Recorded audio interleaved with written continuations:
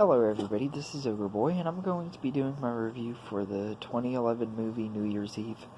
The movie is directed by Gary Marshall and written by Catherine Fugate, and this movie follows intertwining stories of a bunch of different people on the day of New Year's Eve, all leading up to the big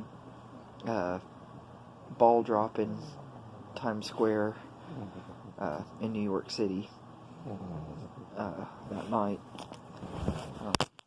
This movie is kind of like the movie Valentine's Day. It's pretty much the same thing, except it's set during New Year's Eve instead of Valentine's Day, and it doesn't have any of the same characters, but it has some of the same actors. I think the only one, just Hector Alonso, Ashton Kutcher, and Jessica Biel all came back for this movie, but they're playing different characters. So this isn't really a sequel, it's just a movie that's like it. Personally, I thought this movie was alright. It's kind of weird, and all of these stories don't really go anywhere, and everything. You kind of know what's going to happen to. Like, it's your typical rom-com movie. You know how things are going to end, with all of these different character stories and everything, and but they got a really, really good cast in here, and I think that's really what makes this movie work for me, is the cast are a lot of fun to watch. They have a really talented and good list of actors, a whole bunch of people. Like I said, Ashton Kutcher and Jessica Biel are in here, and then Katherine Heigl, which some people love her, some people hate her. I don't really love or hate her. I think she's just okay. John Bon Jovi, Sarah Paulson, Seth Meyers, Hilary Swank, Robert De Niro, Zac Efron, Michelle Pfeiffer. There's a bunch of people in this movie. Sarah Jessica Parker, Abigail Breslin, and Matthew Broderick has a small appearance in here. John Lithgow has a small appearance. And it just has a lot of really good cast members and everything, but it really doesn't do that much interesting stuff with the characters. Kind of, like I said, you know what's going to happen as this movie goes on.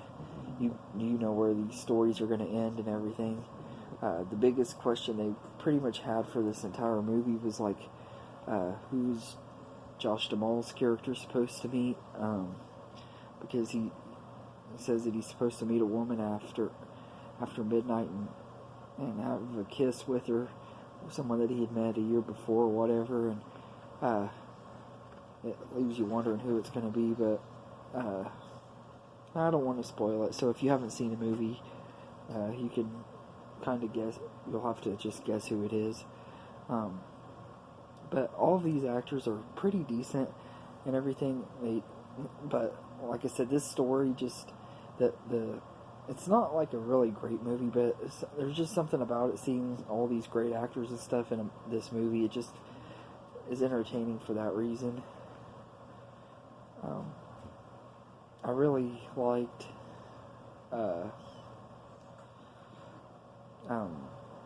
Hilary Swank in this movie. I thought she was really good. I think she gave one of the best performances out of it, but really the only one that really gave a truly great performance in this whole movie is Robert De Niro, which shouldn't really be that surprising since he's like one of the best actors in the movie and everything. But this is just a alright little flick. It's not anything special or anything like that, but it's a good movie. It's fun to watch every once in a while, but it's not one that I would say is one I'd like to rewatch all the time. And it does have some really cringy dialogue at times, mainly in the scenes where with Jessica Biel and Seth Meyers' characters, and they're with Sarah Paulson. I can't remember who the other guy is, but they're like couples that are wanting to have their babies around midnight or right as midnight happens, so they can win some money for having the first baby in the new year and everything. And their performance their dialogue in some of those scenes is just absolutely terrible. But like I said, some of these cast members you could tell were having a lot of fun, and some of them just don't really seem to be that into it. Kind of like Michelle Pfeiffer didn't really seem like she was really into it and everything, but I still thought this was just an alright movie and everything. Like I said, getting to see all these people together is really the main thing that made it worthy of watching for me.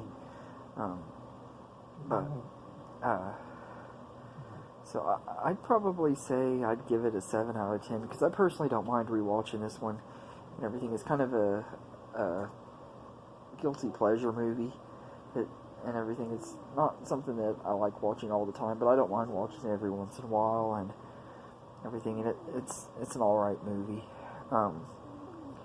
But like I said, that one and Valentine's Day, neither one are really movies that I absolutely love, but they're ones I can handle watching every once in a while, or they're kind of background movies. Like if I'm just playing on my phone or whatever, I want to have something playing in the background, I pop one of those, this one or Valentine's Day in, and kind of just listen to it as I'm messing with my phone. But this one's just an alright movie.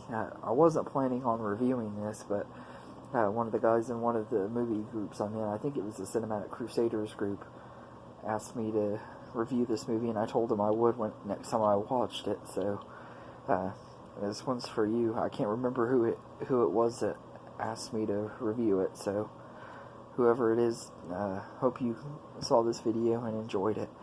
But yeah, so like I said, I'd give it a 7 out of 10.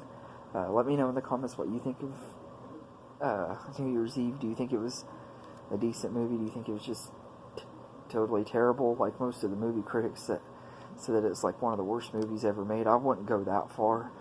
I've seen a lot worse movies than this and everything. I can understand they feel like it's a pointless movie, because it really doesn't have that much of a plot and character development and stuff like that, but it's just an okay movie.